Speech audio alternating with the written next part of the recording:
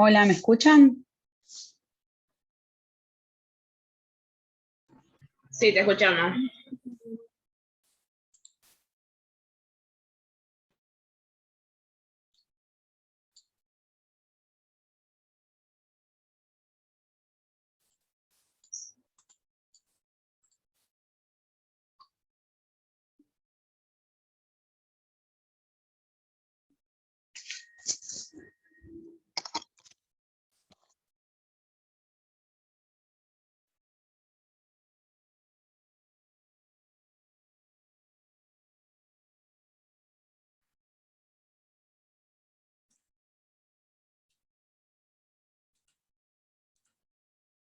Hola, ¿me escuchan?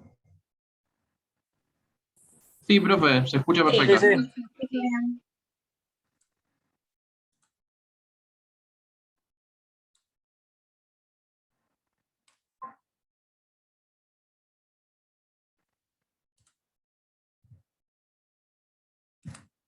Gracias.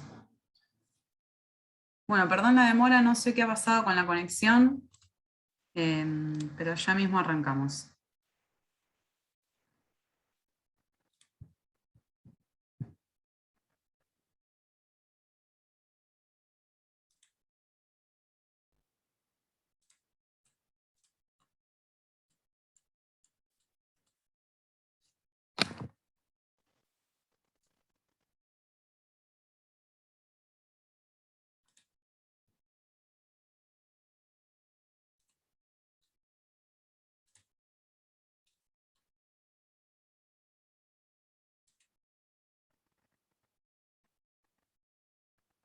¿Se puede arrancar ya? ¿Esperamos a alguien más? Pueden hablar por el altavoz, no hay ningún problema. Por mí arrancaba, profe. O sea, ya 7:20. Sí, sí. Perfecto.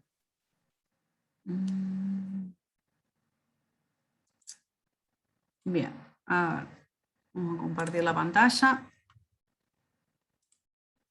Por favor, díganme si se ve bien. Sí, se ve. Sí, se ve perfecto. ¿Se ve? Bueno, primero me voy a presentar. Mi nombre es Estefanía Pintagro. Yo soy médica, egresada de la Universidad Nacional de Rosario. Y, bueno, hice la residencia en diagnóstico por imágenes a través de la universidad y PAMI 1. Ya finalicé. Y bueno, hoy les vengo a hablar un poco de tomografía en la urgencia. Mi idea es poder charlar, contarle un poco nuestras experiencias con tomografía, lo que fuimos aprendiendo durante estos años, y también ahora desde este lado donde estoy, siempre digo que qué bien me hubiera hecho a mí cuando terminé de haber al menos tenido algunos tips o conocimientos básicos para poder aplicarlos en la práctica médica, ¿no? Ya que son muy importantes. Bueno, cualquier duda, chicos, que no se entienda, que vaya lento, rápido, lo que sea, pregúntenme. La idea es también intercambiar información y que ustedes se puedan sacar dudas, ¿sí? Y que yo les pueda facilitar, digamos, este conocimiento para que sea bueno para ustedes, ¿sí? Bueno, sé que mis compañeros le estuvieron hablando de radiología, Sebas el miércoles pasado habló también un poco de generalidades de la tomografía. yo voy a hacer una muy breve introducción de qué es la tomografía axial computada, ¿sí? Y digamos sus usos. Primero, bueno, esto es la imagen de un tomógrafo, y esto es un corte axial, ¿sí? Del tórax de una tomografía. Sabemos que el paciente va acostado en esta camilla, y acá ingresan el equipo para que se obtengan las imágenes, ¿verdad? Bueno, es un procedimiento de diagnóstico por imágenes que utiliza rayos X para crear imágenes transversales del cuerpo, ¿sí? Se basa en el principio fundamental de que la densidad del tejido que pasa por el haz de rayos X se puede medir a partir de cálculos que se hacen, ¿sí? Entonces, para obtener imágenes tomográficas del paciente a partir de estos datos, escaneados sin procesar, la computadora con todo un software lo que hace, reconstruye las imágenes y luego nos las muestra. Bien. Nosotros, digamos, anatómicamente, ya sabemos que hay 3 tipos de cortes que podemos hacerle a nuestro cuerpo para poder describir y analizar, digamos, las distintas estructuras. Uno de ellos es un corte coronal, axial y sagital, ¿sí? En esto se basa también la descripción de las imágenes tomográficas. Bien. Bueno, este, por ejemplo, es un corte axial del abdomen, donde podemos decir, ¿se me ve el mouse? Sí, Perfecto. Donde podemos decir que esto es anterior, esto es posterior, esto es la columna, chicos, ¿sí? Esto es derecho, donde está el hígado, y esto es izquierdo, donde tenemos el vaso, ¿sí? Bien. Luego, los otros cortes que tenemos es un coronal y un sagital. Lo mismo. Acá en el coronal iríamos de adelante hacia atrás, ¿sí? Y en el sagital lo recorreríamos así, ¿bien? También de anterior a posterior. Y podemos hacer, si tenemos todo adquirido, de derecha a izquierda también. Bien. Pero en sí es de anterior a posterior. ¿Qué pasa? Por ejemplo, yo les cuento, donde yo me formé, no teníamos un tomógrafo multicorte, ¿sí? No teníamos estos tomógrafos de última tecnología. Era un tomógrafo viejo, donde nosotros, para poder obtener las imágenes en coronal y sagital, teníamos que reconstruir las imágenes. O sea que solamente se adquirían en cortes axiales.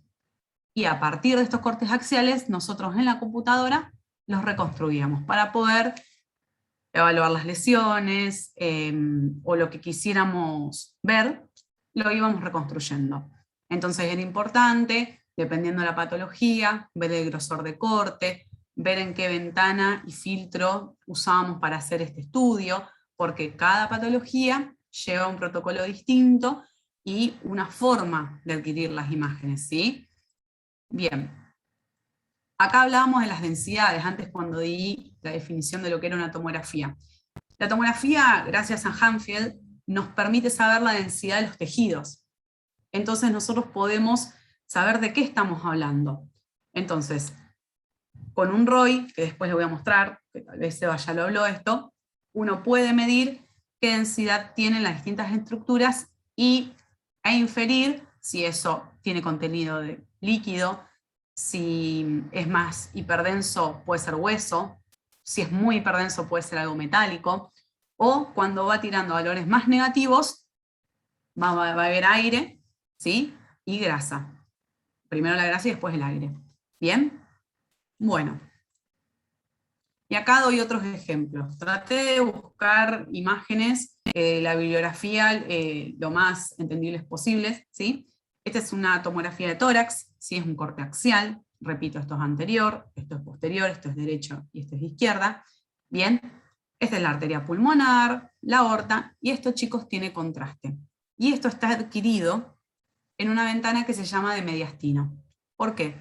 Porque nosotros acá podemos evaluar el mediastino, ¿sí? Podemos ver los grandes vasos, podemos ver las cadenas ganglionares, ¿sí?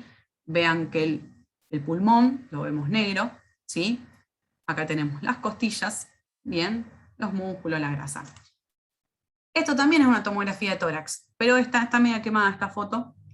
Esta es una tomografía de alta resolución, que nos va a servir para poder evaluar el intersticio, las intersticiopatías, un paciente con EPOC, un paciente con bullas, con enfisema.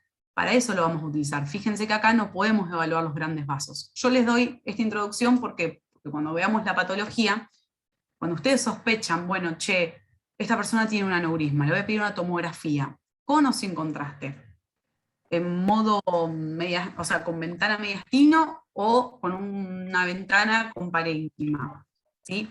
Por lo general eso lo vamos diciendo nosotros o les sugerimos, pero está bueno que tengan idea de que cada cosa tiene su oportunidad de ser estudiada de una forma distinta. Bien. También podemos estudiar lo que es la parrilla costal. La parrilla costal se hace en un filtro, con filtro óseo, con ventana ósea, ¿sí?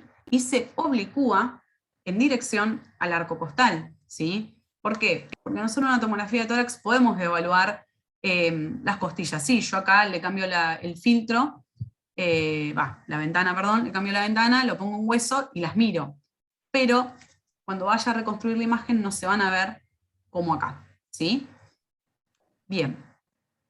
Acá tenemos una ventana ósea, ¿sí? Donde podemos ver en la pelota, esto es una tomografía de cráneo, el hueso, bien blanco, ¿sí? Esto es para evaluar hueso, trauma, cortes finitos que podamos reconstruir, que podamos ver si hay una fractura en la base de cráneo. Bien.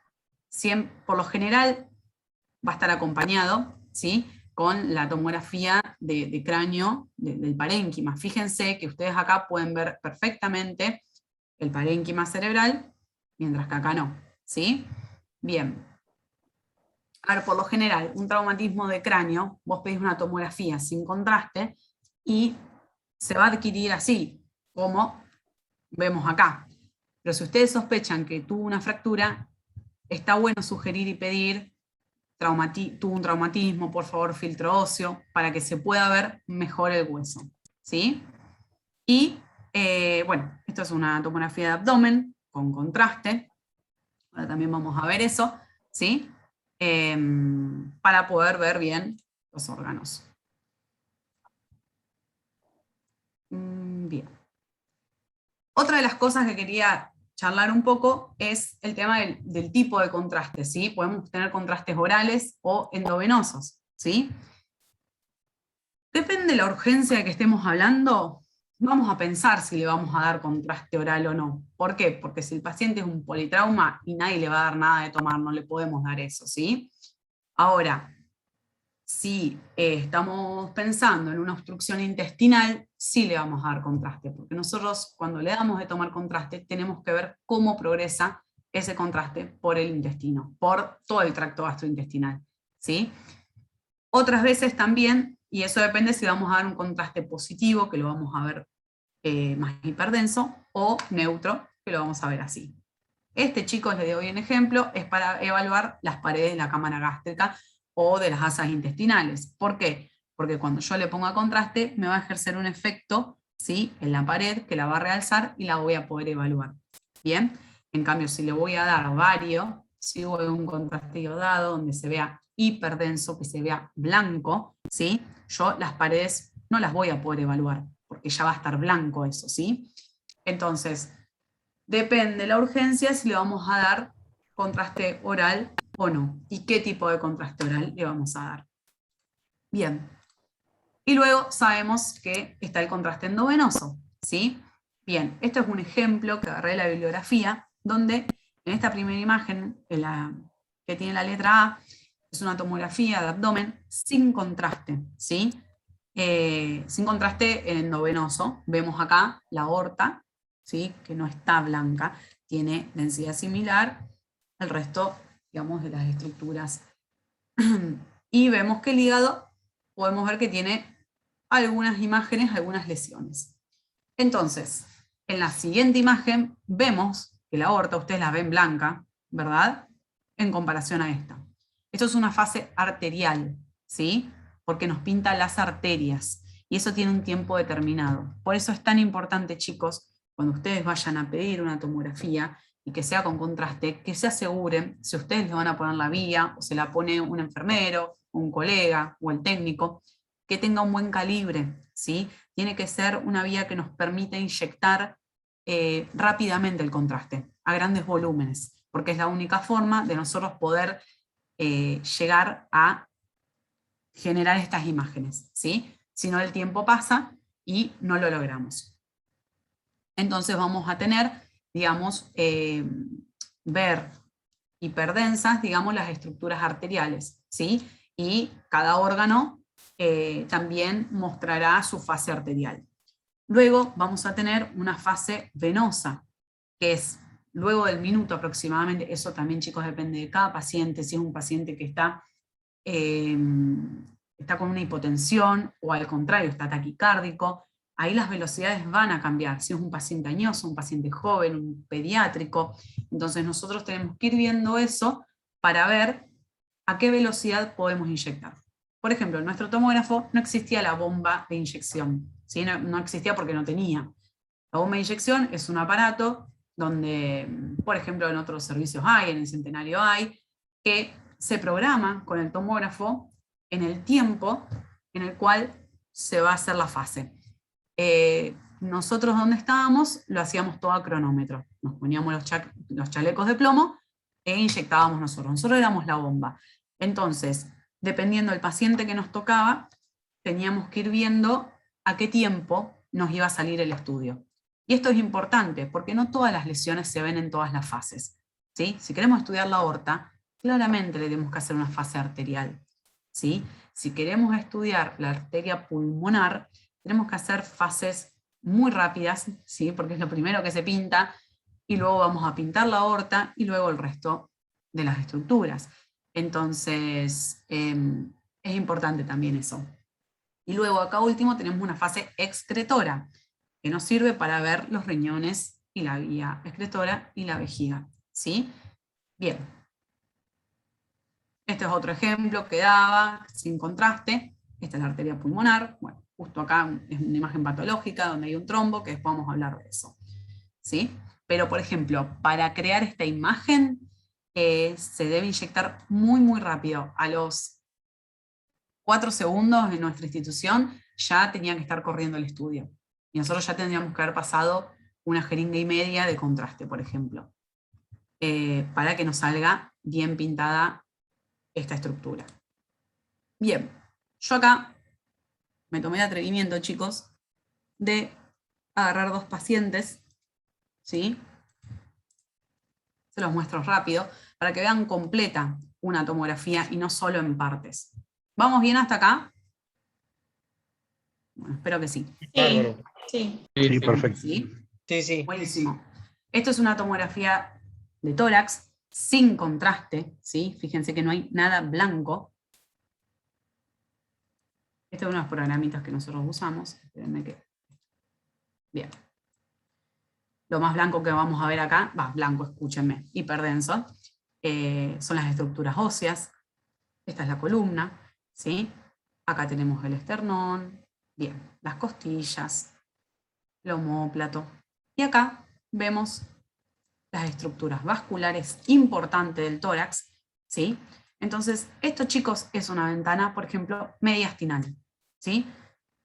Esto no es un paciente que está muy sano, porque en la aorta, esto que vemos acá hiperdenso, son calcificaciones, ¿sí? Entonces, nosotros, ¿cómo sé que eso es calcio? ¿Cómo sé que esto es aire? Fíjense, si yo acá pongo el ROI, que es esto, me va a dar menos 84, menos 845, perdón, ¿sí? Esto es aire, ¿bien? Distinto, si lo pongo en el hueso, que me da 354, ¿sí? Distinto si lo pongo en una aorta que no tiene contraste y me da 35, ¿bien? Estas son las densidades que nos permite hablar de, digamos, la etiología de cada estructura, ¿sí? Bien, acá tenemos grandes vasos, el corazón, bien, estos son los pulmones, el hígado, el vaso. Les muestro esto para que vean algo que esté bastante bien, sin patología, como vamos a ver las otras imágenes, ¿sí? Quédense con esa imagen de acá y fíjense que acá le pongo la otra ventana. Entonces, nosotros cuando estamos informando,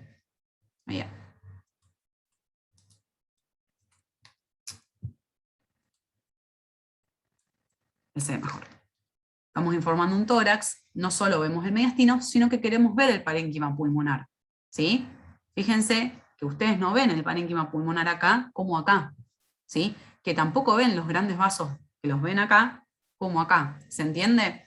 Entonces, esto es lo que uno busca con la tomografía, tener las distintas opciones. Y acá tenemos el corte coronal, ¿sí? La tráquea, los bronquios, acá tenemos una lesión ocupante de espacio, habría que ver bien qué es, ¿sí? Y luego, en el sagital, fíjense cómo corre acá la guía para poder evaluar bien. Acá tenemos la aorta, fíjense el callado, cómo desciende, ¿sí? Bien. Y la otra que conseguí acá para mostrarles es esta, que es un abdomen, sin contraste, ¿sí? Profe, una consulta. Sí, sí, Na aorta, cuando vos pasaste, los puntos blancos eran calcificaciones. claro, exacto. Bien, perfecto. Esto es la perfecto. ateromatosis parietal calcificada, que tanto hablamos, ¿sí? Los pacientes que tienen placas, que son Ujú. cardiópatas, ¿sí? Está A bien, ver perfecto. si llego a medir, mira, si me paro ahí, a ver si me da alguna ayudita. Mira, 534 es la densidad, ¿sí? Igual ya la disposición que tienen estas placas, que Ay, dicen, mira. son ateromas, ¿sí? Fíjense Perfecto. desde dónde empieza y que se va para la subclavia, ¿sí? Se va para el cuello. Sí, sí. Si nosotros acá ventaneamos, como hablamos nosotros, fíjense que nosotros acá tenemos para ponerle distintas opciones y acá nos pasamos al filtro hueso. Y podemos ver la columna, ¿sí? Ujú. Osteofitos, ¿sí? Ujú. Acá también podemos hacer lo mismo. Bien. Bárbaro. Sí, gracias. Pero, no, de nada, pero por ejemplo, yo tengo esta tomografía y el paciente tuvo un traumatismo de columna y tal vez no me sirva mucho esta tomo. Yo puedo ver algo grande, pero para hacer una columna, una tomografía de columna, esto tiene que estar focalizado en la columna, con cortes más finitos y adquirido en ese filtro de hueso, para que para mí tenga mayor especificidad, ¿sí? Y sea más concreta la imagen. ¿Bien? Y acá lo mismo, acá tenemos una tomografía de abdomen sin contraste, donde tenemos bases pulmonares, corazón, aorta y vaso, hígado, pero fíjense que sin contraste es bastante homogéneo todo. No lo podemos distinguir muy bien. Acá tenemos los riñones, ahí estamos, la pelvis, las asas, vejiga y próstata. Bien. Y acá, ahí está. Doctora, le hago una consulta. Sí, dígame. ¿Decir filtro y ventana es lo mismo? O sea, filtro hueso o No, ventana hueso, filtro parénquima, no, ventana... no es lo mismo. Muy bien. Uno es cómo se adquiere. Pasa que yo acá no sé cómo se adquirieron en sí. Entonces a veces uso filtro y otras ventanas. Digamos, el filtro, o sea, vos le vas a decir al técnico, bueno, hacele este filtro óseo para adquirirlo, ¿sí? Y después yo acá en la computadora lo voy a ventanear, ¿sí? Voy a agarrar esta opción. O sea, filtro es al momento de tomar la imagen y ventana es al momento de yo verlo en el programa. Sí, o sea, vos podés cambiar las ventanas, ¿me entendés? Es lo que yo estoy haciendo acá. Claro, pero si ya se hizo con un filtro distinto, por más que yo le cambie la ventana, no voy a lograr la Sí, claridad. sí, claro, depende, o sea, se puede, ¿sí? No es que si no se adquirió así es imposible, no, no, se puede. Pasa que cuando uno puede dirigir estos estudios está bueno poder hacerlo. Más que nada porque también la tomografía, como dijimos, usan rayos. Entonces, si vos vas a evaluar un trauma y querés verlo óseo, priorizás, bueno, a ver, ¿qué necesito ver? Yo necesito ver trauma hepático, ¿no? Listo, yo no voy a hacerle una adquisición ósea. La ventaneo después y me fijo, ¿sí? Le hacemos placas y miramos, ¿sí? Si tiene una fractura de columna, y el Claro, resto, bueno, si yo sospecho lesión hepática, prefiero un filtro más de órgano, de parénquima, y si sospecho una exacto, lesión ósea, prefiero el filtro óseo sobre lo del parénquima. exacto. Como Pero para chicos, lograr esto mayor rédito en la ventana. en la imagen, ¿sí? Perfecto. Bastante técnico, pero yo lo doy como una nota de color, ¿sí? Porque me parece que está bueno saberlo, porque uno cuando pide, si querés evaluar algo óseo, lo pedís como óseo y listo, ¿sí? Pero con decir una tomografía para evaluar tal cosa, y después nosotros ya sabemos qué hacerle. Ustedes, si no hacen diagnóstico, no van a tener que indicar estas cosas. Esto lo hacemos nosotros que nos dedicamos a esto, ¿sí? Pero bueno, está bueno que lo sepan, que no todo es lo mismo y no se adquiere todo de la misma manera, ¿sí? Lo mismo que para los pulmones. Bien, si yo tengo un paciente POC y pedir una tomografía de alta resolución, que se va a ver así, y está bueno. Después yo a esta la puedo pasar. Ay, no. A ver, acá. Fíjense. Ahí está, mira esta diferencia. Esta. Allá. Ahí estamos. Esto es un parénquima, ¿no? Que estamos viendo, ¿sí? Bien. Si yo acá le paso a la ventana mediastino, no sé si notan que se ve medio graneado. Distintos acá, que se ve mejor. ¿Notan esta diferencia? Sí, por eso. El filtro me sirve después para darle ganancia a la ventana. Claro, te va a dar, digamos, una imagen mucho más nítida. Pero yo acá puedo tranquilamente ver los grandes vasos y los ganglios. No es que no los puedo evaluar. ¿Sí? Acá los Sí, tiene. pero no con la nitidez del otro. Exacto. Bien, Perfecto. vamos a continuar con esto. ¿Para qué nos sirve la tomografía? ¿Sí? ¿Por qué las pedimos?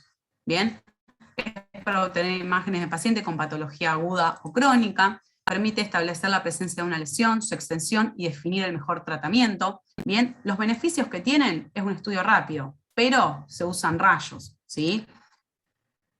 Tiene imágenes precisas, pero bueno, para obtener estas imágenes a veces hay que poner contraste y hay pacientes que son alérgicos al iodo y no se pueden inyectar.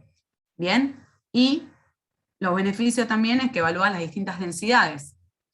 Así que uno siempre tiene que poner en la balanza, en la urgencia, qué necesita el paciente y con lo que nosotros le pidamos si le vamos a llevar al diagnóstico o no. Bien, ¿en qué situaciones pedimos una tomografía? En el trauma, en infecciones, en patologías vascular o en complicaciones tumorales. Y para poder evaluar, yo voy a hablar de tórax, abdomen, pelvis, óseo. El cráneo va a venir después en otras clases. Bien, ¿y cuándo también pedirla? Cuando no se logra arribar al diagnóstico a través del examen físico y otros estudios complementarios, como ser un laboratorio, rayos, ecografía. Esto es importantísimo, chicos. La clínica es soberana, ¿sí? Nosotros en imágenes no podemos trabajar sin la clínica del paciente, sin un buen interrogatorio. Entonces, quien pide una imagen debería ya eso tenerlo bien incorporado también. A nosotros nos pasa muchísimo que nos piden una tomo, dijeron, no sé, una tomo de columna completa. ¿Y qué le vieron las placas? No, no pasó por rayos todavía. No, porque es irradiar al paciente de una forma que no lo amerita. Si realmente es un paciente que está fracturado o que hay una lesión que no se puede ver, sí, obviamente, pero primero lo primero, evaluarlo, revisarlo, hacer un buen interrogatorio y luego ver si pedimos una tomografía, una resonancia para complementar lo que le pasa al paciente. Otra cosa muy importante, chicos, que uno lo sabe con la experiencia de ir pasando, siempre que pidan un estudio, ustedes avísenle a su paciente qué estudio le van a pedir y aproximadamente para qué, porque luego el paciente llega al tomógrafo o al resonador y no quieren entrar, nosotros tenemos que hacer firmar consentimientos informados, y ahí el paciente entra en cómo que esto me puede dar una reacción, y obviamente nosotros como médicos le hacemos saber todo esto, pero siempre le pedimos a nuestros colegas que por favor le avisen a los pacientes que se van a hacer un estudio de más complejidad. Nos ha pasado en otras instancias que, no sé, tenemos que evaluar el colon y hay que insuflar al paciente, y el paciente dice, ay, yo no sabía, me tenían que hacer todo esto, y se quieren ir. Y son situaciones que tal vez las podemos evitar dándole la información que corresponde a nuestro paciente. Bueno, también la pedimos cuando se precisa complementar detalladamente la patología en estudio, porque vos podés hacer una ecografía y decir, che, mirá, sí, tiene una apendicitis, la pudimos ver por eco, buenísimo, tiene un laboratorio que aplica eso, una clínica que también, pero ya tiene una apendicitis y parece complicada. Entonces ahí el cirujano le va a decir, sí, hagámosle una tomo con contraste, porque tengo que ver si hay un plastrón, si hay colecciones, que no sé, lo que más quieren ver los cirujanos, ¿sí? Doy un ejemplo. Bien. Y en pacientes inestables se pide, pero también hay que evaluar, ¿sí? ¿Cuán inestable está ese paciente? Si va a tolerar el estudio, ¿bien? Si es un paciente que cardiológicamente está para ser inyectado. En tomografía, si no es una urgencia, se debe pedir la función renal, chicos, porque el iodo hace muy mal a los riñones y podemos perjudicar la función renal de un paciente. Entonces, salvo, a ver, en la balanza siempre va a pesar cómo está el paciente, ¿sí? Si ustedes ya le pidieron un laboratorio y marchó, la función renal tiene que ir de cajón, ¿sí? Porque si no se evalúan otras opciones, o no, o riesgo-beneficio, se hace la tomografía igual con contraste. O si no, se hará una resonancia. Pero bueno, eso siempre, poner una balanza, ¿qué es lo mejor para el paciente? Bien. Vamos acá con el tórax. El tórax. Entonces, podemos hablar de tomografías que se solicitan a partir del trauma, de causas vasculares, causas inflamatorias e infecciosas. Esto, se los repito, la tomografía de tórax se puede pedir con o sin contraste endovenoso, ¿sí? Un TAC de tórax con el filtro óseo, un TAC de tórax de alta resolución, TAC de tórax de parrilla costal, que sería, bueno, ahí con el filtro óseo, ¿sí? Hay distintas formas, todo depende de lo que querramos ver. Bien. Acá puse tomografía de tórax normal, sin contraste, con contraste. Ven cómo cambia la densidad sin contraste y con contraste, ¿no? Esto es la aorta ascendente, ¿sí? La aorta descendente, la pulmonar, ¿bien? Y acá tenemos una tomografía de alta resolución para evaluar las interticiopatías, ¿sí? Bien. El traumatismo de tórax es la causa más frecuente, luego de las lesiones de cabeza y extremidades. El tórax es lo que más la gente se lesiona, ¿sí? Puede ser por traumas cerrados en AVP, la mayoría, caídas, golpes directos. Las lesiones de trauma que se van a vincular a esto van a ser del espacio pleural, podemos ver neumotórax o hemotórax, ¿sí? Lesiones de los pulmones como contusiones, laceraciones, lesiones de la vía aérea. Esto ya es más difícil, pero bueno, la bibliografía lo nombra y hablamos de laceraciones bronquiales, traqueales. Luego el esófago, el corazón también se pueden lesionar. Es más difícil, pero hay casos. La aorta, los grandes vasos, lesiones del diafragma y de la pared torácica. ¿Bien? Yo, chicos, puse varias imágenes. Si les llega a ser denso o no entienden algo, lo que sea, avísenme y retrocedo o avanzo. ¿Bien? Bueno, esto es una tomografía de tórax donde fíjense que las bases pulmonares están ocupadas por algo. ¿Qué puede ser? ¿Derrame pleural? Sí, pero puede ser también un hemotórax. Estamos hablando de trauma, ¿sí? Habría que ver la densidad de este material para hablar. Y si hay alguna lesión asociada en las estructuras óseas que circundan al derrame que vemos, ¿sí? Bien, acá hay otra imagen. Y vemos que hay un derrame pleural o puede ser un hemotórax. Y estos son cortes más superiores, ¿sí? Vamos viendo cómo ocupa, ¿sí? Genera, digamos, esta presión en lo que es sobre el parénquima pulmonar. Es importante, chicos, que, a ver, ¿por qué pedimos estas tomografías? ¿Vos le podés hacer una placa y lo podemos ver? Sí. Pero si tuvo un trauma y tiene derrame o tiene hemotórax, que es lo que sospechamos, es importante ver que el mediastino esté centrado, ¿sí? En la línea anterior, que va a ser la primera que va a ir desviándose para un lado o para el otro. ¿Por qué? Porque eso va después a generar también, o vamos a hablar de un tórax más inestable, ¿sí? Bien, fíjense cómo acá, esto, digamos, es más moderado severo que el resto, y como la silueta, el área cardíaca, ya empieza a desviarse hacia su contralateral.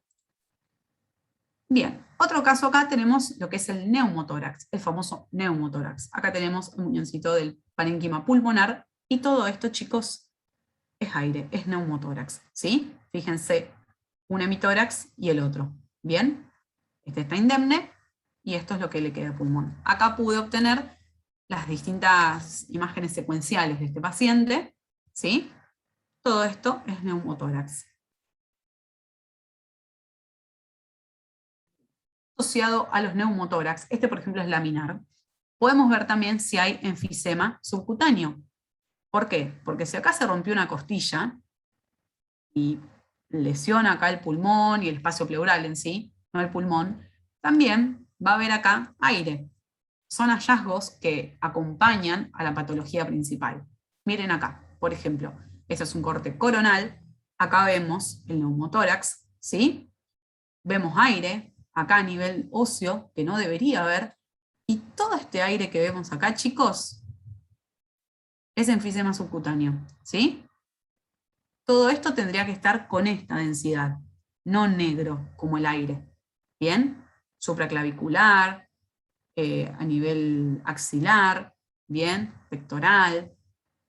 Esto es patológico. Entonces, en las urgencias de trauma de tórax, nosotros tenemos que buscar estos signos, ¿sí? Ya les digo, si hay derrame o hemotórax, en sí vamos a hablar de hemotórax, si hay neumotórax, qué tipo de neumotórax, como este, miren, fíjense acá, fíjense cómo esto ya está desviado también un poco, ¿sí? Y si se asocia también a otros signos como el enfisema, fracturas, ¿bien? Bueno, este es otro paciente que lo que vemos acá son áreas periféricas hiperdensas que ocupan espacio. ¿Qué espacio ocupan? El alveolar. Entonces, estos son son contusiones porque estamos hablando de trauma, ¿sí? Si fuese una patología, sospechamos, infecciosa, podemos hablar de algún tipo de ocupación inflamatoria infecciosa, ¿sí? Pero acá, cuando se daña, también puede haber sangre dentro de los alvéolos y lo vamos a ver así, ¿sí? Bien periférico.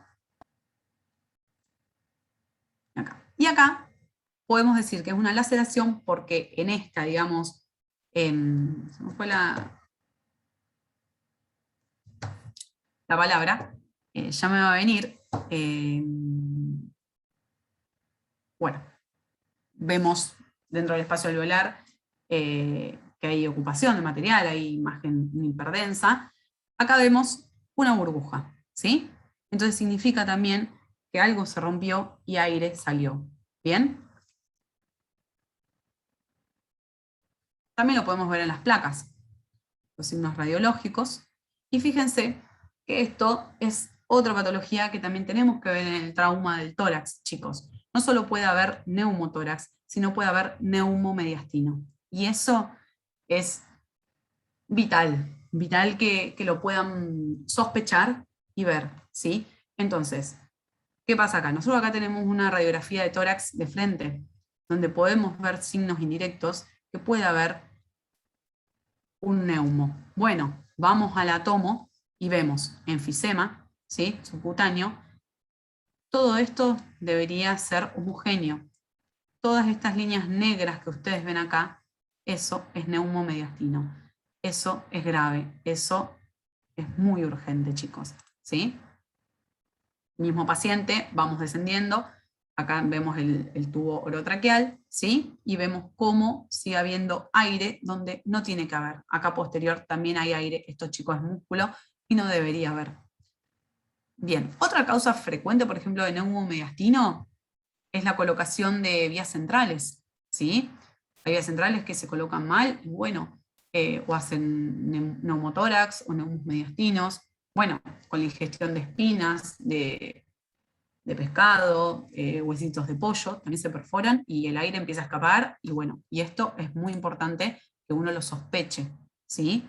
Al menos tener la sospecha. Después si se hizo la tomo y no había, bueno, mejor. Pero en un paciente que se tragó una espina de pescado y está asintomático, y está bueno pedirle una tomografía, porque es importante descartar el neumomediastino, ¿sí? Bien, acá vemos aire entre los grandes vasos, donde no tendría que haber, ¿sí? Y acá le puse una, que es un corte mucho más inferior, que este es el famoso neumoperitoneo, ¿sí? Fíjense que el aire está por fuera, ¿sí? Y no está dentro de las asas. Bien. Y acá, otra foto de bibliografía, donde acá también vemos una colección, tiene burbujas de aire, y acá, fíjense que hay un absceso, digamos, una colección mediastinal. ¿Cómo lo sabemos? Esto es una tomografía con contraste endovenoso, vemos que la aorta está blanca, ¿sí? Y esto nos sobra, esto no debe estar acá. Y el absceso, bueno, una de las características que tiene es que puede reforzar periféricamente. Igualmente, chicos, este diagnóstico que nos da la bibliografía se puede llegar por la sospecha clínica que tengan y el laboratorio, ¿sí? Para poder decir que es un absceso. Bien. Y acá hablamos de lo que es la parte ósea, como el trauma.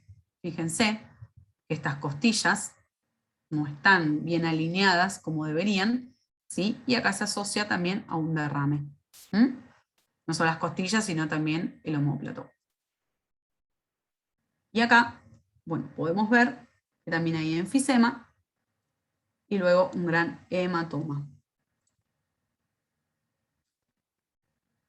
Fíjense que hay una solución de continuidad, donde hay un resalto cortical en el arco costal posterior derecho. Hay que ver cómo está el parénquima subyacente, ¿sí? Todas estas cuestiones las podemos ver con la tomo, pero ya la pueden inferir con una radiografía oblicua de parrilla costal, ¿sí? Por eso es importante ir paso a paso, para poder hacer las sospechas diagnósticas e ir pidiendo los estudios que se deben pedir. En un trauma costal, si el paciente no tiene contraindicaciones y uno le hace una tomografía, una radiografía, perdón, y ve que está roto, nadie le va a pedir una resonancia de tórax, porque el hueso en la resonancia no se ve bien. Hay que hacerle una tomografía a ese paciente, ¿sí? Y luego les puse, pero esto es algo crónico, estos son, digamos, los callos que se van formando en los arcos costales cuando ya las fracturas son viejas. Por eso también los podemos diagnosticar. Y los podemos ver también en las radiografías, ¿sí? Y acá le puse otra patología, que esto es una lesión expansiva, ocupante de espacio, que tenemos que ver que cómo compromete lo óseo, si surge lo óseo o surge las partes blandas, ¿sí? Que esto también puede llevar, digamos, a un paciente a tener síntomas y a pedirle la tomo. Bien. Luego, en causas vasculares del tórax, yo esto, chicos, lo puse porque, bueno, está bueno, pero podemos hablar de un montón de cosas más allá del trauma, ¿sí? Tenemos el aneurisma y el pseudoaneurisma, pero los síndromes aórticos agudos en sí son la disección, el hematoma intramural aórtico, la úlcera aterosclerótica penetrante y la rotura de aorta inminente o contenida. Todo esto va a tener, chicos, una clínica muy similar: dolor de pecho, hipotensión, o sea, el paciente no va a estar bien. Entonces, ustedes cuando lo revisen no van a saber tal vez cuál tienen, lo pueden llegar a sospechar. Por eso hay que hacerle un estudio de imágenes, una angiotomografía, para evaluar la aorta. Luego puede haber aortitis infecciosa, sí, es raro, pero bueno, la bibliografía lo nombra. Y otra de las causas importantes es el embolismo pulmonar agudo, ¿sí? Puede ser trombótico o no trombótico, por causas infecciosas, por émbolos de grasa, ¿bien?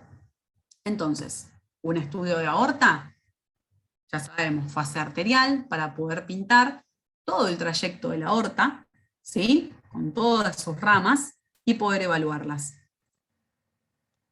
Estos son cortes sagitales, y este es un corte axial. Esto es una aorta abdominal, porque realmente no encontré fotos lindas del tórax, pero acá se ve bien. Fíjense, tiene que tener un diámetro correspondiente, bien, no tiene que tener el aneurisma es la dilatación de la aorta, ¿sí?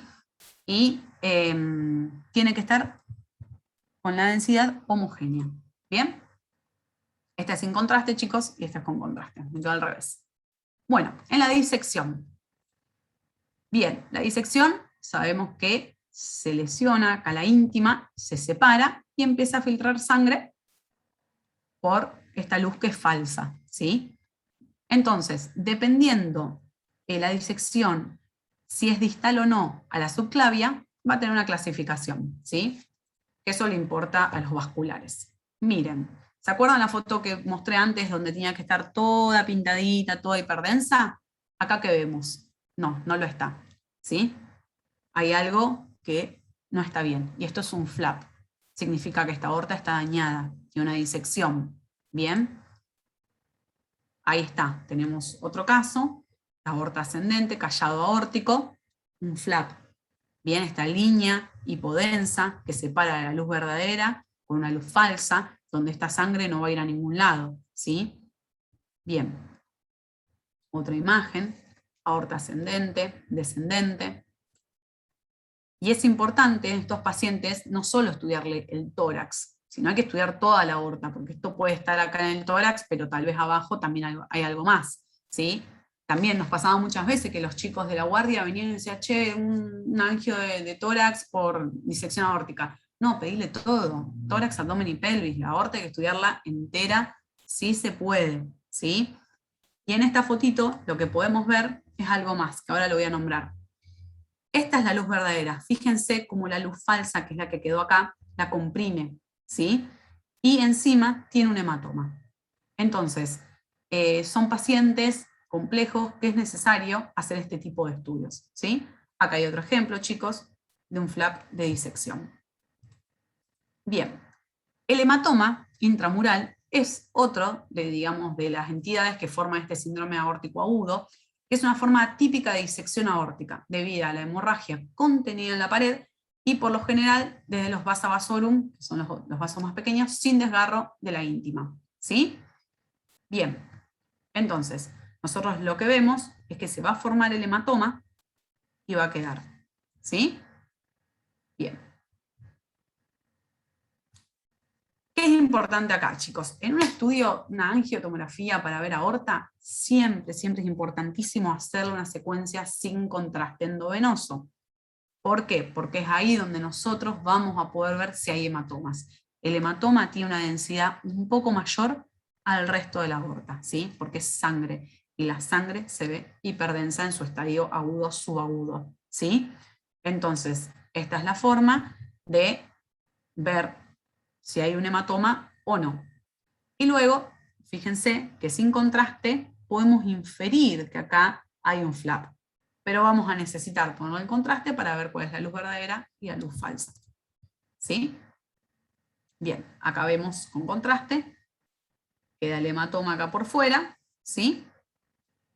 Esta es la luz que queda en la aorta, y este es el hematoma. Fíjense cómo compromete toda la luz, ¿sí? Cómo la va achicando. Bien. Las úlceras ateroscleróticas penetrantes son, ¿vieron cuando mostré primero las primeras imágenes que había calcificaciones parietales de la aorta? Bueno, cuando una de estas placas se ulcera y penetra la pared, este es el tipo de lesión. Y si progresan mayormente, ulceran la otra capa y hacen un hematoma, ¿sí? Entonces, ¿qué se necesita saber de esto? Es si es tipo A o tipo B, que es lo primero que dije, digamos, desde dónde se extiende esta patología, si hay una sola úlcera o son varias, y si tiene un hematoma asociado. ¿Bien? Entonces acá, donde se rompe y se extravasa. ¿Bien? Y acá también necesitamos, chicos, hacerles primero sin contraste. Y vamos a ver este tipo de imagen.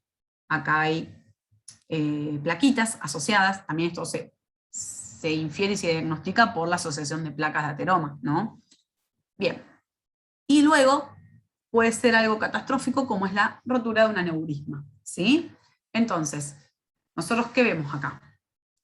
Acuérdense, siempre sin contraste primero, luego le ponemos el contraste endovenoso, y esta aorta no es la aorta linda que veíamos pintadita, hiperdensa acá en el retroperitoneo. No, es una aorta agrandada, desbordada, con un gran hematoma parietal, con calcificaciones parietales, y todo esto, chicos, es sangre, debe ser líquido libre, ¿sí? Por todo lo que es el retroperitoneo. ¿Bien? Fíjense que estas imágenes antes no las habíamos visto. Esto es sumamente patológico y grave. ¿Bien? Acá es otro ejemplo, una rotura de aneurisma, la aorta grande, ¿sí? Y todo el proceso inflamatorio que lo acompaña. O sea, si nosotros tenemos una aorta grande con el hematoma y la luz, y no vemos todo esto, o sea, uno no va a decir que está rota, porque la rotura se acompaña, se asocia a todos estos cambios también. Y el contraste es fundamental para ver cómo se comporta en ese sitio, si hay extravasación de contraste o no de la luz. Bien, acá es este otro ejemplo, ¿sí? Una rotura de aneurisma de aorta.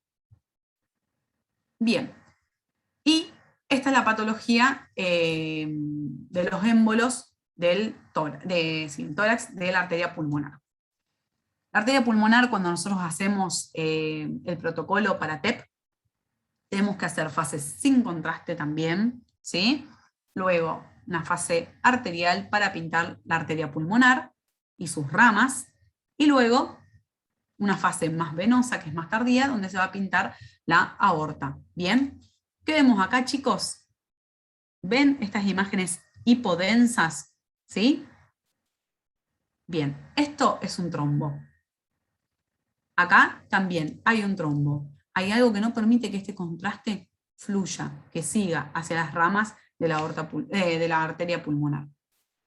Y acá, cuando hacemos este corte coronal, también vemos que a nivel segmentario y subsegmentario también hay algo que obstruye el pasaje del contraste, ¿sí? Asociado a los tromboembolismos pulmonares podemos ver también afección del parénquima pulmonar, ¿sí? Puede ser traducido con con otros hallazgos. Y luego las causas inflamatorias e infecciosas. Acá les doy ejemplos. Inflamatorios. ¿Se acuerdan la tomografía de tórax de alta resolución para ver el intersticio? Bien, que podíamos ver todo, cómo estaban los tabiques. Bueno, esto, chicos, es sumamente patológico, ¿sí? Esto es una intersticiopatía, donde podemos ver tal vez otro patrón, ¿sí? Que no es normal. Por eso sirven esos tipos de estudio. Bien, igual que vemos engrosado todos los tabiques, y bueno, acá justo no hay bloc neumónico ni nada. Pero es por esto que necesitamos las tomografías de alta resolución con el filtro, digamos, del parénquima. Y tenemos luego las famosas neumonías, que los vamos a ver como bloques, donde va a estar, digamos, sin salir la palabra, pero vamos a ver la neumonía, el bloque neumónico, bien denso, y podemos ver signos de broncograma aéreo en su interior, ¿sí? Igual que acá. Estos tubitos negros son, digamos, los bronquios respetados que no están ocupados, sino los alvéolos, ¿sí? Fíjense acá. Esto es una neumonía, obviamente acompañado con la clínica del paciente. Bueno, hasta ahí en tórax. En abdomen y pelvis también podemos evaluar el trauma, la obstrucción intestinal, los procesos inflamatorios infecciosos, las patologías vasculares. El trauma abdominal tenemos que buscar los distintos signos, ¿sí? Si hay hemoperitoneo, o sea, sangre, líquido libre en el abdomen, si hay extravasación activa de contraste, como yo les decía antes, se rompió la aorta y vos vas a inyectar y va a extravasar el contraste, va a salir de ese vaso, ¿sí? Laceraciones de los órganos, hematomas, contusiones, neumoperitoneo y la desvascularización de los órganos, o sea que haya isquemia en esos órganos, y los hematomas subcapsulares. Bueno, esto nada, es un gráfico que más o menos ilustra, ¿sí? Las hemorragias, las contusiones, las laceraciones, que haya isquemia, que haya neumoperitoneo en forma de semiluna, que haya extravasación de sangre, ¿sí? Que haya hematomas subcapsulares, renales, ¿bien? Que haya líquido libre, como sangre. Bien, entonces un paciente viene con dolor abdominal por trauma y laboratorio, ecografía. Sí, en la ecografía que vamos a poder ver, ya Sofi les dio la clase, que no haya líquido libre, cómo están los órganos sólidos, cómo está el hígado, cómo está el vaso y cómo están los riñones, que son, o sea, el vaso y el hígado son los primeros que hay que ver que estén indemnes, ¿sí? Y acá les puse algunos ejemplitos de la bibliografía también, que vemos el vaso, que tiene este área acá, hipodensa, ¿sí? Igual que acá, chicos, tiene, esto es el vaso, ¿sí? Y fíjense, estas áreas hipodensas que irrumpen en la homogeneidad de lo que es el vaso, asociado a líquido libre y a neumoperitoneo, ¿sí? Bien, otra vez, esto es una tomografía con contraste y fíjense que este vaso no está bien, ¿sí? Tiene las áreas hipodensas, no llega el contraste como debería llegar y también hay un poco de líquido libre. Y acá también hay líquido libre, a nivel perihepático. Bien, y otro ejemplo más de trauma esplénico. En el trauma es importantísimo, chicos, pedirlo con contraste, ¿sí? Porque si no nosotros no vamos a poder ver muy bien las lesiones, ¿sí? Sí, fíjense que esta lesión no se determina tanto como las otras cuando le ponemos contraste, ¿sí? Bien, acá tenemos ejemplos de lo que es el trauma hepático, ¿sí? Con áreas grandes, hipodensas, líquido libre, perihepático. Acá no llegamos a ver si hay neumo. Bien. Acá hay más lesiones.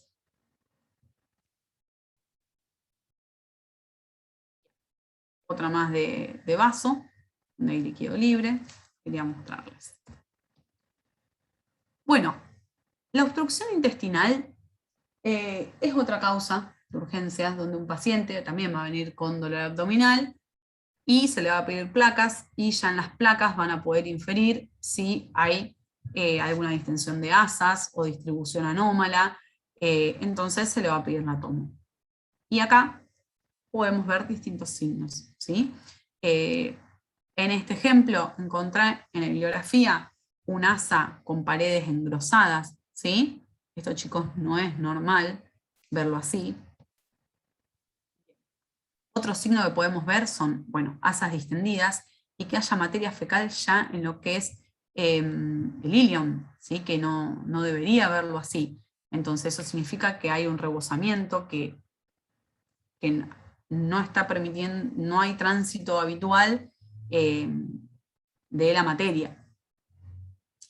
Podemos ver niveles, distensión de asas. Un corte coronal.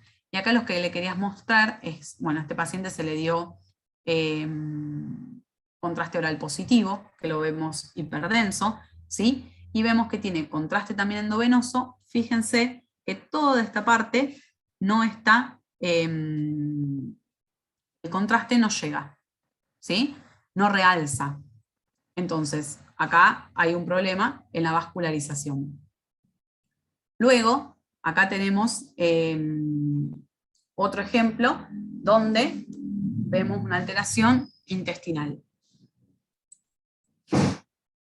Bien, acá tenemos engrosamientos. Esto también se puede dar, chicos, por tumores. Tal vez el paciente no sabe que tiene tumores y el tumor obstruye y cuando le vamos a hacer la tomografía, conocemos que hay un engrosamiento parietal, pero parece más tumoral que, no sé, por una brida o por una malrotación, ¿sí? Que nos va a ayudar también eso, las adenopatías y la historia clínica del paciente. ¿Mm? Bien. Y también puede haber patologías inflamatorias infecciosas, por ejemplo, una apendicitis. Entonces, vos vas a tener un paciente con dolor abdominal, fosa ilíaca derecha, tal vez, o no, un dolor generalizado. Le vamos a pedir un laboratorio, va a tener leucocitosis, ¿no la tiene? Bueno, le hacemos una eco. Sí, acá podemos ver bien el apéndice inflamado y acá en la tomografía también. Hay veces que por eco no lo vemos porque está retrocecal y otras veces lo vemos bien. Acá vemos un apéndice con aire en su interior, ¿sí? Engrosado, bien. Y también se puede asociar a edema de la grasa periapendicular. No queda mucho, chicos, por si están cansados o algo. Otra patología inflamatoria es la diverticulitis, ¿bien? Donde nosotros vamos a ver, las diverticulitis son formaciones saculares de la pared del colon. Por lo general están en un colon izquierdo, pero también puede estar en el colon derecho, ¿sí? Y vamos a ver que pueden estar complicadas o no complicadas, ¿sí? Y vamos a ver que está edematosa, toda la grasa locorregional, ¿sí? Asociada al líquido, y hay aire que está fuera del colon. Entonces eso significa que se ha perforado el divertículo. ¿Ven? Esto es un colon derecho, donde hay un divertículo inflamado, rarefacción de la grasa, ¿sí? Esto es, nosotros informamos cómo lo describimos, una causa inflamatoria infecciosa, dependiendo la clínica y el laboratorio del paciente. Acá tenemos otro ejemplo de una diverticulitis, ¿sí? Se asocia a engrosamiento, tanto digamos que puede ser de ahí de la pared, del colon que esté adyacente o no, solamente del saco diverticular, la grasa peri, y puede tener adenopatías. Bien. Y acá le puse nada más 2 ejemplos de lo que es la vía biliar y la vesícula, porque realmente por tomografía no es el método, el gold estándar ni el método elegido para estudiarla, ¿sí? La patología biliar y vesicular se estudia por ecografía y resonancia, ¿sí? Entonces, puede ser un hallazgo, podemos querer ver otras cosas, podemos querer terminar de definir cosas, sí, le hacemos la tomo. Pero cuando ustedes sospechen una patología de esa etiología, se van a la eco y a la reso. Y luego la tomo si lo amerita, ¿sí? Acá lo que podemos ver es dilatación de la vía biliar, ¿sí? Todo esto no es normal. Yo ya les he mostrado tomografías de abdomen que esto no estaba, ¿sí? Y esto es una dilatación de la vía hepática, intrahepática, digamos, izquierda, ¿sí? Bien, y acá lo que vemos, le puse un ejemplo de una colecistitis, donde vemos una vesícula con paredes hiperdensas, engrosadas, líquido a su alrededor, ¿sí? Esto está inflamado. Pero bueno, ya les digo, el diagnóstico, nosotros acá podemos querer ver complicaciones, si está comprometido también el colon, si justo lo habían operado y hizo una complicación, hay algún absceso, alguna fístula que se haya hecho y bueno, que esté comprometido ese espacio, ¿sí? Bien. Otra causa inflamatoria infecciosa del abdomen, pancreatitis, ¿sí? Chicos, también es clínica y de laboratorio. Nosotros en las primeras 72 horas, el páncreas como mucho lo vamos a poder ver un poco edematoso, ¿sí? Engrosado, con cambios a su alrededor de la grasa, con adenopatías, satélites, bien, con rarefacción de la grasa. Acá fíjense en el día 1 y el día 3, cada vez está más grueso. Pero ya pasando los días, pasando las 72 horas, nosotros podemos ver si el paciente no evoluciona bien, de pedirle la tomografía para evaluar complicaciones, como son las formaciones de pseudoquistes, ¿sí? De abscesos, de algo más que acompaña a esto, si no está resolviendo la pancreatitis del paciente. Bien. Y luego aquí puse los riñoncitos por último, donde también, esto era por trauma, me quedó más acá, pero los quería poner más ordenado, donde vemos el área hipodensa, ¿sí?, de los riñones. Esta es la forma habitual que deben tener. Y ven la diferencia del polo inferior con el polo superior. También, chicos, podemos ver un paciente con hematuria, podemos ver que tenga o una pielonefritis, un absceso, ¿sí? Eso también, fíjense que acá hay una masa que deforma el contorno del riñón, con la clínica acompañante, porque vos decís, ¿es un absceso, es un tumor o qué? Sí, todo depende de qué le esté pasando al paciente, lo que vamos a sospechar, con rarefacción de la grasa, líquido libre. Y no, estos son otros cortes del mismo absceso, ¿sí? Y acá es importantísimo hacerle una fase excretora a este riñón. Es importantísimo hacerle las 3 fases, sin contraste, una fase arterial para ver si tiene la irrigación arterial adecuada, ¿sí?, la venosa para ver todo el intersticio, y luego la fase excretora para ver si es simétrico y simultáneo, cómo, digamos, excreta respecto a su contralateral y cuán comprometido está el riñón. Bien, y otra patología muy frecuente que les va a pasar puede ser la litiasis, sea ureteral o renal, que lo vamos a ver con la densidad igual a los huesos, chicos, ¿sí? Y vamos a ver que se asocia a una dilatación de la vía excretora, de la pelvis renal, y que cuando hagamos la excreción, vamos a ver si excreta o no. ¿Por qué es importante hacerle, repito, perdón, la fase sin contraste? Fíjense que la densidad de este lito se ve blanco, como si nosotros, hiperdenso, perdón, le pusiéramos el contraste y estuviese excretando. Si nosotros no hiciéramos la fase sin contraste, esto sería muy difícil de diagnosticar, porque no tendríamos cómo compararlo, ¿sí? Acá tenemos otro lito, más distal. Y bien. Y acá le doy un ejemplo de un tumor renal en polo superior, cómo se alojan, ¿sí? Y este en polo inferior. Bien. Y otra cosa es la patología vesical, chicos. Para estudiar vejiga, cuando hay los tumores de lo que es el tracto urinario, pueden, dependiendo si son del urotelio o no, pueden alojarse en distintos niveles, ¿sí? Entonces, si el paciente viene con hematuria, dolor, y le hacen una tomo o una eco y ven que tiene una masa ocupante de espacio, un engrosamiento parietal, y luego se diagnostica que es un tumor del urotelio, es necesario estudiar toda la vía urinaria, desde los riñones hasta la vejiga, ¿sí? Y acá también es importantísimo hacer las distintas fases y que se vea todo el tracto urinario, para poder caracterizar y evaluar bien este tipo de lesiones. Bien. Bueno. Y acá también les quería mostrar cómo hay aire fuera de lugar. Y otra de las cosas es el trauma, que ya lo vimos antes, pero bueno, me quedo acá atrás, cómo vemos la aorta. Y acá vemos una pequeña línea en su luz, no sé por qué me quedo acá, estas diapos, que interfieren, digamos, en la homogeneidad de la aorta, ¿sí? No sé si lo ven bien, acá. Pero esto era por traumatismo, este caso también.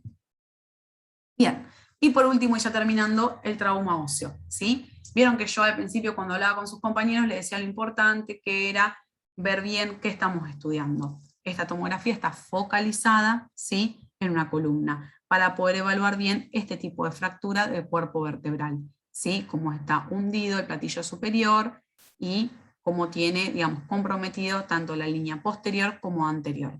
Bien, de esta fractura, este es un corte axial. Acá tenemos una fractura de esternón y, bueno, también otras lesiones óseas aquí. Esto, chicos, en un trauma, por ejemplo, de columna, la tomografía es importantísima para ver lo óseo.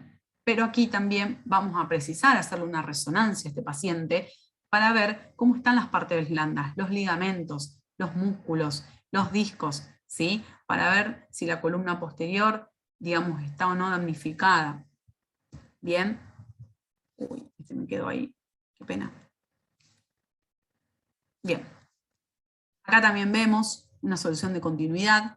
Esto es un filtro óseo, ¿sí? O ventana ósea. Bien. Y podemos ver que esta vértebra está fracturada y este arco está desprendido. ¿Sí? Esto es mortal para el paciente casi. Hay que actuar urgentemente. Bien, otro ejemplo de un aplastamiento vertebral. ¿Sí?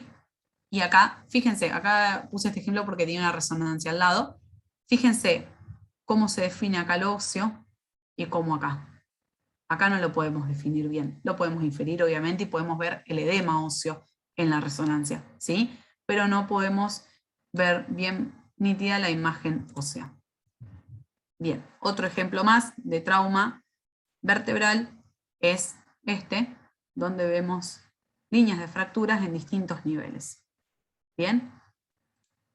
Y hasta acá es la clase.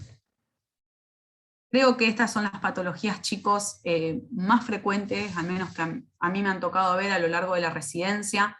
Tal vez si me salté alguna o le di menos importancia a otras fue porque puede llegar a ser interminable esto. Cualquier duda que tengan, pueden comunicarse con nosotros, conmigo, con mis compañeros, si los podemos ayudar. Es un gusto, es un placer. Ya les digo, somos colegas y es necesario tener un mínimo conocimiento de esto para la mejor atención, tratamiento y diagnóstico de nuestros pacientes, ¿sí? Y el trabajo interdisciplinario y hablar con las otras especialidades, con los otros colegas, para ver qué están buscando, qué quieren, qué no quieren, qué podemos hacer por la situación en cuestión, ¿sí? Así que bueno, si tienen alguna duda, los puedo ayudar en algo, pregúntenme y si no, lo damos por finalizado.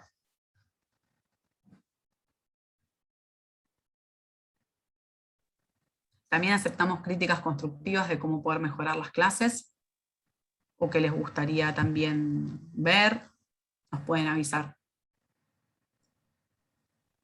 De mi parte, ninguna consulta, profe. Muchas gracias por tu tiempo y explicación. Bueno, gracias. Yo tenía una duda con respecto a los pacientes que son alérgicos al yodo. ¿Qué se hace? Sí. ¿Cómo? Ay, perdón. No, que era con respecto a los pacientes que son alérgicos al yodo. ¿Qué se hace? Nada, no se le puede dar yodo directamente. Le podemos hacer ecografía, radiología, le podemos hacer tomografía sin contraste, endovenoso, con contraste oral con bario. El bario, o sea, el contraste oral puede ser iodado o no, y si no, le podemos dar bario. Pero eso no nos va a ayudar a las fases arterial, venosa y excretora que necesitamos. Entonces ese paciente se le asigna una resonancia. Pero bueno, como les dije, hay cosas en resonancia que no se pueden a veces determinar, entonces la tomo sin contraste y luego le hacemos la resonancia con contraste para poder evaluar lo que haya que evaluar, ¿sí?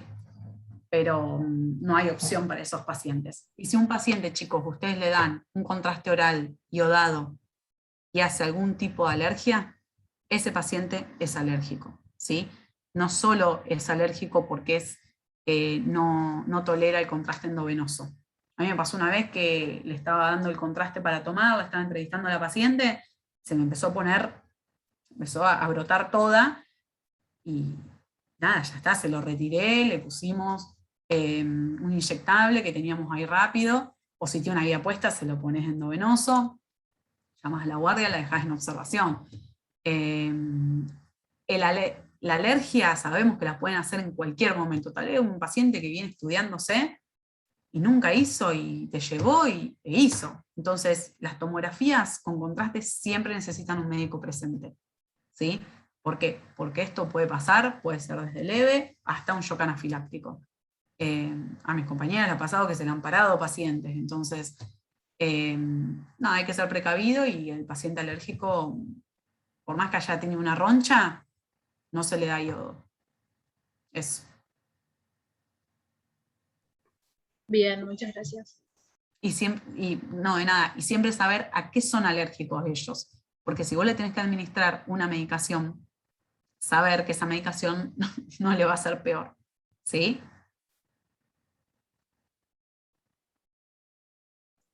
Ok, profe, gracias. No, de nada, chicos. Bueno, ¿alguna duda más? Por mi parte, no, buenísima la clase. Bueno, espero que les haya gustado, la hice con mis mejores intenciones. Les dejo un mail si quieren, pero se los agrego acá en el chat, por si alguno precisa algo. A ver, ¿dónde tengo el chat de acá?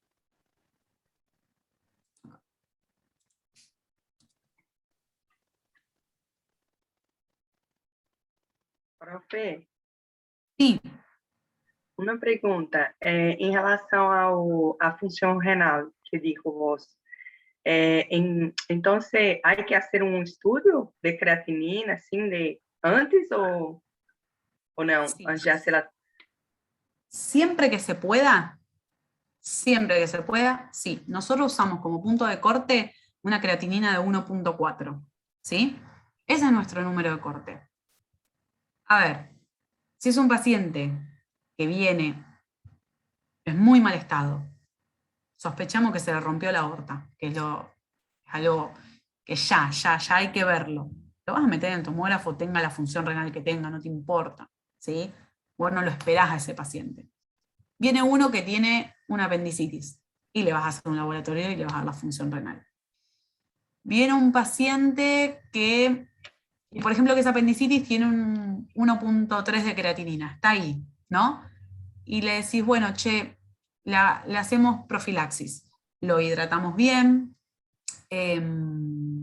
y le hacemos la tomografía y luego lo vuelven a hidratar y los clínicos se encargan de estabilizarlo. Perfecto. Pero está bueno saberlo, ¿sí? Hay que tener mucho cuidado con el contraste en pacientes diabéticos, hipertensos, por la interacción con la metformina también, que eso es más complicado controlarlo. Nosotros nunca llegamos a controlar eso, pero bueno, al menos saber la función renal, ¿sí? Dale, profe, gracias. No, de nada. Y otra cosa más, perdón. En un paciente que está en diálisis, ¿sí? Donde ya tiene una función renal alterada, si tienen que elegir entre hacerle una tomografía con yodo o una resonancia con gadolinio, en ese paciente que se va a dializar, es más inocuo dentro de todo lo que traen ambos, hacérsela con yodo. ¿Por qué? Porque el gadolinio, cuando lo inyectamos, si no logra, digamos, metabolizarse como corresponde, es muchísimo más tóxico que el yodo. Ojo, son pacientes particulares, en diálisis, crónicos, que se le han hecho muchos estudios, pero es algo a tener en cuenta por el riesgo de fibrosis sistémica, que es una reacción que puede hacer el gadolinio que no se puede metabolizar, ¿sí? Son tips para tener. Y si no, chicos, siempre pregunten, siempre. Che, ¿qué es mejor? ¿Qué le hago? Llamen al servicio de diagnóstico y digan, ¿qué me sugieren para tal y tal cosa? Porque es mejor hacer eso que realmente no tomar las mejores decisiones por el paciente, ¿sí? Claro. E em caso del iodo, profe, qual seria a complicação? No, las complicaciones del yodo que más debemos temer es la alergia. Eso, témanle a la alergia del yodo. Sean muy prudentes con eso, pero, a ver, no es que hay que tenerle miedo, pero sí saber qué puede pasar. Entonces, en una sala de tomografía tiene que haber corticoides, tiene que haber difenidramina, tiene que haber adrenalina, tiene que haber cosas para, sí, claro, para que no evolucione un shock, ¿sí? Puede empezar con un eritema, ¿bien? Generalizado, bien. Te vas poniendo la medicación hasta que llamás a la guardia, porque nosotros teníamos ese kit ahí, ¿sí? Tenés que ver que no haga un edema de glotis, que no termine en un shock. Entonces, y también muchos pacientes hace bastante, yo cuando empecé, se usaba la profilaxis para la alergia. Pero se demostró de que es muy relativo, de que si tiene que hacer una reacción, por más que haya tomado un poco de corticoide y algún antihistamínico, la va a hacer. Entonces no se le dio más profilaxis a los pacientes, ¿sí? Saber eso. Eso es después, el resto que va a hacer, no van a ser una insuficiencia renal aguda. Eso no. Pero sí le puedes dañar el riñón y eso verlo a posterior.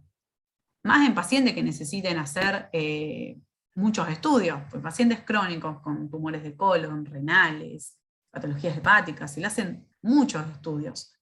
Entonces, las radiaciones, el yodo, el gadolinium que también el gadolinium se va depositando en el cuerpo, no lo metabolizamos todos y eliminamos. Entonces, hay que ser muy prudente con esas cosas. Cuando a mí cuando me toca hablar con los pacientes y les tengo que decir los posibles contras, yo siempre explico que tanto el yodo como el gadolinium son fármacos, ¿sí?